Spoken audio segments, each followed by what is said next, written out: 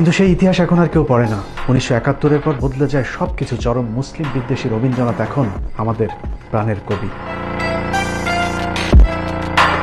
দুর্গাকে উদ্দেশ্য করে যার লেখা কবিতাটাই এখন আমাদের জাতীয় সঙ্গীত। হিন্দুদের মা দুর্গাকে নিয়ে লেখা যে কীর্তনকে আমরা জাতীয় সঙ্গীত হিসাবে গেয়ে থাকি, সেটার মূল গান 25 লাইনের। 1905 সালে লেখা একটি গানকে হাস্যকরভাবে 1971 সালে স্বাধীন হওয়া একটি দেশের জাতীয় সঙ্গীতের স্বীকৃতি দেওয়া হয়। উইকিপিডিয়ার তথ্য অনুযায়ী যে গানের সুর আবার চুরি করা হয়েছিল গগন হারকরা নামের এক লোকসঙ্গীতের শিল্পীর গাওয়া গান থেকে।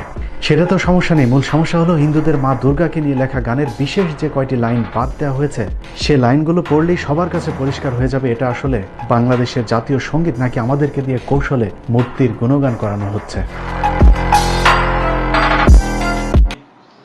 যে বাংলাদেশের যে জাতীয় সঙ্গীত আছে সেটা পরিবর্তন করা উচিত।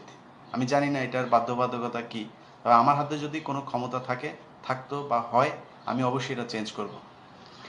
কারণ যিনি বাংলাদেশের নাগরিক না, পৃথিবীর ইতিহাসে এমন একটি দেশ আছে যিনি বাংলাদেশের যেই দেশের নাগরিক না, কিন্তু তিনি হচ্ছে গিয়ে আপনার ওই দেশের জাতীয় সঙ্গীত বানিয়েছেন। এটা হইতে পারে না। আরেকটা বিষয়, এই জাতীয় সঙ্গীতের মধ্যে বলা হচ্ছে যে তোমার তরে ঠেকায় মাথা।